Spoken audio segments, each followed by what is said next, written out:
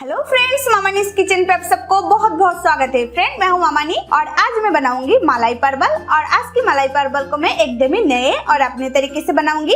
I hope ये recipe आप सबको बहुत ही पसंद आएगी। और फ्रेंड, ये रेसिपी देखने के बाद आपको कैसी लगी है मुझे कमेंट करके जरूर बताइएगा। तो चलिए देखते हैं मलाई परवल कैसे बनाते हैं। मलाई परवल बनाने के लिए यहाँ पे मैं 3 मीडियम साइज की प्याज को पतला पतला पीसेस में स्लाइस कर लिया है। 2 टेबल स्पून धनिया पत्ता को मैं बारीक चॉप कर लिया है। 2 हरी मिर्च को चीर के इसका सीड में बाहर निकल लिया है, क्योंकि इसे मैं लास्ट में फ्लेवर के लिए यूज करूंगी। 2 मीडियम साइज की लाल टमाटर को मैं ग्रेट कर लिया है। 1 इंच अदरक, 1 मीडियम साइज की लहसुन और 4 हरी मिर्च को मैं एक साथ लिया है, क्योंकि इसे मैं एक साथ पेस्ट बनाऊंगी। और यहाँ पे मैं हरी मिर्च थोड़ा सा कम ही लिया है, क्योंकि ये रेसिपी में ज्यादा तीखा अच्छी नहीं लगती है। और 1 गिलास मैंने लिया है नारियल का दूध, यानी कि कोकोनट मिल्क। अदरक, लहसुन और हरी मिर्च के अंदर में थोड़ा सा पानी डाल के एक महीन सा पेस्ट बना लिया है। सूखे मसालों में मैंने लिया है 1 टेबल स्पून धनिया और जीरा की पाउडर। मैं हाफ टेबल स्पून जीरा और हाफ टेबल स्पून धनिया को सूखी तवे के ऊपर हल्के से रोस्ट करके फिर उसको पाउडर बना लिया था। हाफ टी स्पून गरम मसाला पाउडर, 1 टेबल स्पून कश्मीरी लाल मिर्च पाउडर, इससे तीखा भी कम होती है और कलर भी बहुत ही अच्छा आता है।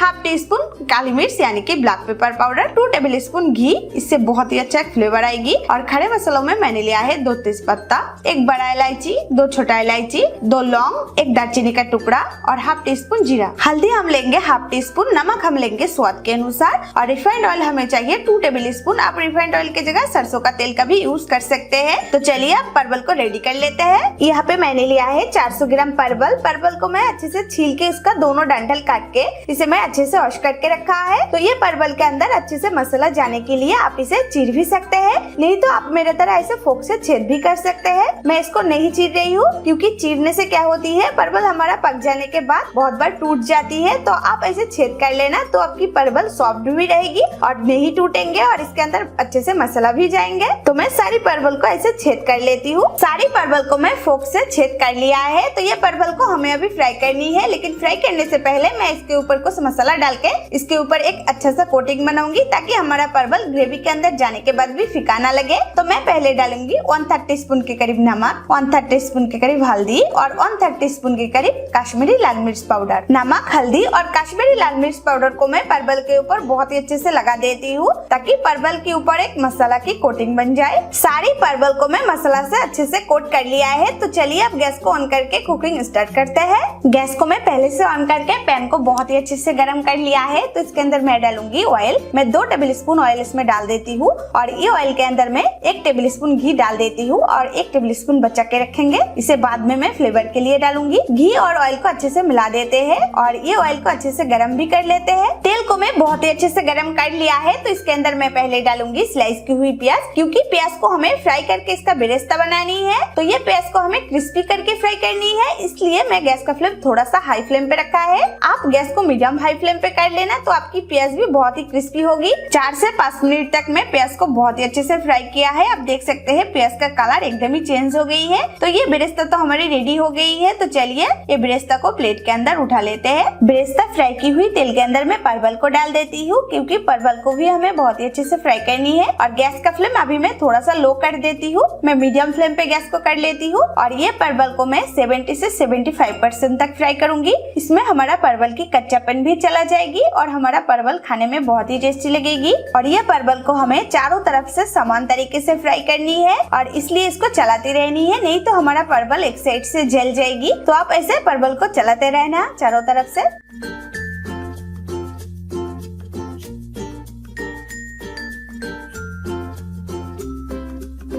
5 मिनट के बाद आप देख सकते हैं हमारी परवल के ऊपर एक मसाला की कोटिंग बन गई है और परवल की कलर भी एकदम ही चेंज हो गई है। तो ये परवल को मैं 70 से 75% तक ही फ्राई किया है। तो हमारा परवल फ्राई होके एकदम परफेक्ट हो गई है। तो इसे मैं एक प्लेट के अंदर निकल के रख देती हूँ।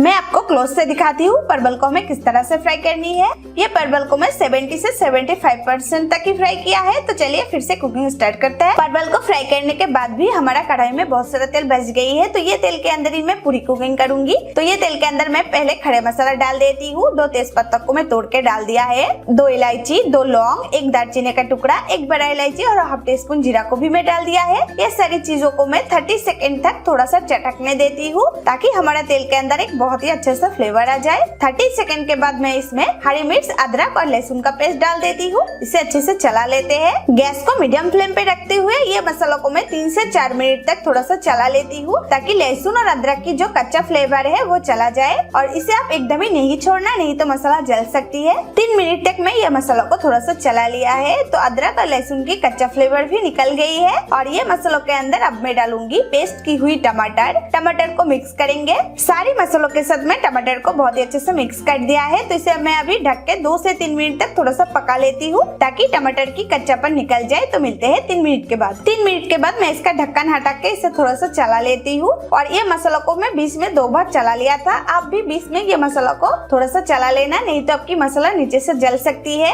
आप देख सकते हैं हमारी टमाटर की काफी पानी सूख गई है। तो इसके अंदर मैं सूखी मसालों का ऐड करूंगी। इसके अंदर मैं पहले डालूंगी धनिया और जीरा की पाउडर, काली मिर्च पाउडर, कश्मीरी लाल मिर्च पाउडर, हाफ टी स्पून हल्दी, नमक डालेंगे स्वाद के अनुसार। आप आपके टेस्ट के अनुसार नमक डालिएगा। ये सारी चीजों को मैं बहुत ही अच्छे से मिक्स कर लेती हूँ। और गैस का फ्लेम आप इस समय एकदम ही लो पे कर लेना, नहीं तो आपकी सूखी मसाला जल सकती है। और ये मसालों को मैं 3 से 4 मिनट तक थोड़ा सा चला लेती हूँ। और आपकी पैन बहुत ही हीट हो गई है तो इस समय आप 2 टेबल स्पून पानी इसमें ऐड करके इसको मिक्स कर सकते हैं। 2 मिनट तक ये सारे मसालों को चलाने के बाद आप देख सकते हैं ये मसालों की क्वांटिटी एकदम कम हो गई है, कलर भी चेंज हो गई है और तेल भी छोड़ने लगी है, यानी कि ये मसाला हमारी अच्छे से भुन गई है। तो इसके अंदर अब मैं डालूंगी नारियल का दूध, 1 गिलास कोकोनट मिल्क को अच्छे से मिला देते हैं सारे मसालों के साथ। ग्रेवी मुझे थोड़ा सा कम लग रही है तो इसलिए मैं इसके अंदर थोड़ा सा पानी को ऐड करूंगी। तो मैं जिस गिलास के अंदर कोकोनट मिल्क लिया था उसी गिलास के अंदर मैं हाफ गिलास गर्म पानी लिया है। और ये कोकोनट मिल्क थोड़ा सा गाढ़ा होती है तो इसलिए गिलास के ऊपर लगा है तो मैं गिलास को धो के इसके अंदर डाल देती हूँ। और ये कढ़ी के अंदर आप ज्यादा पानी ऐड मत कीजिएगा क्योंकि ये कढ़ी के अंदर ज्यादा ग्रेवी अच्छी नहीं लगती है। तो इसलिए मैं हाफ गिलास ही पानी इसमें ऐड किया है। और गैस को अभी मैं मीडियम फ्लेम पे करके ये ग्रेवी को ढक के 2 मिनट तक थोड़ा सा पका लेती हूँ ताकि ग्रेवी हमारा अच्छे से उबल जाए। तो मिलते हैं 2 मिनट के बाद। 2 मिनट के बाद मैं ढक्कन को हटा के ग्रेवी को थोड़ा सा चला लेती हूँ। आप देख सकते हैं हमारा ग्रेवी बहुत ही अच्छे से उबल गई है। तो इसके अंदर अब मैं डालूंगी पहले से फ्राई की हुई बेरेस्ता डालेंगे तो हमारा ये जो ग्रेवी है इसका टेस्ट तो बहुत ही बढ़ जाएगी।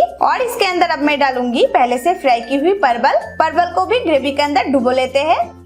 इसे मैं फिर से ढक के 3 से 4 मिनट तक थोड़ा सा पका लेती हूँ ताकि हमारा परवल अच्छे से सॉफ्ट हो जाए। तो मिलते हैं 3 मिनट के बाद। 3 मिनट के बाद मैं इसका ढक्कन हटा के इसे नीचे से थोड़ा सा चला लेती हूँ। और ये देखिए हमारी ग्रेवी कितना थिक बन गई है। ये ठंडा होने के बाद और भी थिक बन जाएगी। तो इसके अंदर अब मैं बची हुई मसालों को ऐड कर लेती हूँ। गरम मसाला पाउडर को डालेंगे, 2 चिरी हुई हरी मिर्च का फ्लेवर तो मुझे बहुत ही अच्छा लगता है। और डालेंगे बारीक कटी हुई हरा धनिया। इसे अच्छे से मिला देते हैं और इसे मैं फिर से ढक के एकदम ही गैस को लो फ्लेम पे करके और 2 मिनट तक पकाऊंगी। तो मिलते हैं फिर से 2 मिनट के बाद। 2 मिनट के बाद मैं इसका ढक्कन हटा रही हूँ। ये देखिए हमारी मलाई परवल की कलर कितनी अच्छी हुई है, तेल एकदम ही ऊपर आ गई है। तो इसे मैं नीचे से हल्के से थोड़ा सा चला लेती हूँ। आप भी इस समय इसे हल्के से चलाइएगा क्योंकि इस समय हमारा परवल बहुत ही सॉफ्ट हो गई है। तो लास्ट में मैं डालूंगी बची हुई घी, इससे तो बहुत ही अच्छी फ्लेवर आएगी। और अब मैं गैस का फ्लेम बंद कर देती हूँ और बन गई है हमारी मलाई परवल।